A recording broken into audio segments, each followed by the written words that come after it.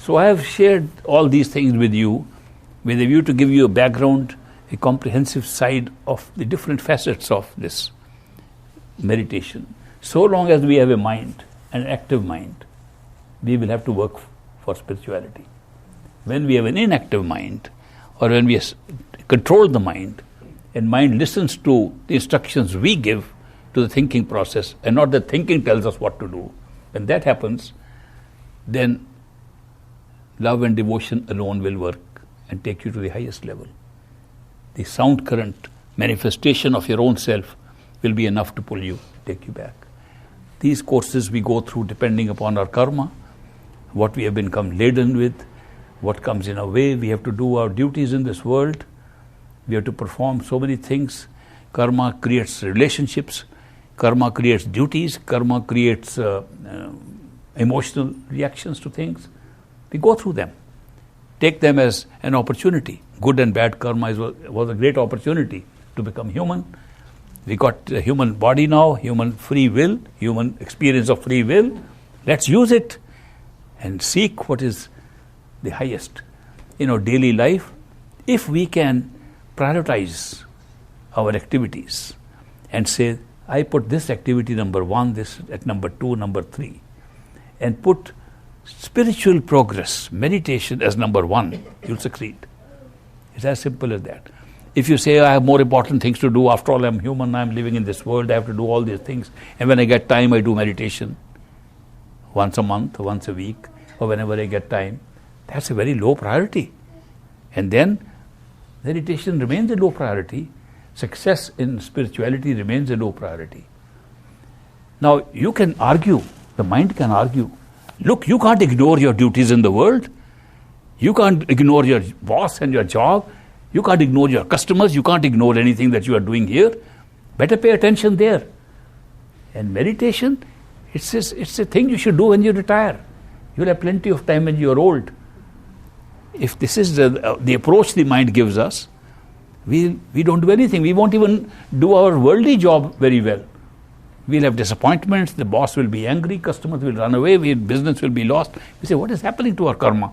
Must be bad karma. Now replace this by priority number 1, my spiritual task, my meditation, number 1. I'll do the rest of the things in this order. When you do that, the rest of the things themselves become easy and become simple. It's amazing that by changing the priority of one activity, you solve the problem of all the other activities also. So when you put your meditation and spiritual path as number 1 priority, your life undergoes a change. Everything seems to fall in place. And you are able to cope up with everything without the kind of worry which keeps you wondering what is going to happen next, what's going to happen next, which is what bothers us in life. Because we can't see what's going to happen next and we are bothered and worried. But if you put this priority number 1, then Master who's given you the initiation will take care of everything and they'll fall in place. So thank you very much for sharing your time with me. And I am telling some old stories again and again. Stories of kings and queens. I normally don't want to tell these stories because these stories can be little detractive also. They can detract us from the real thing. But if we just take the essence of these stories, then what the real message is coming through, and the message is the same. And message is that on the spiritual path, if you have met a master, if you have met, just seen with your physical eyes, a perfect living master, your account is over. Even karmic account is over.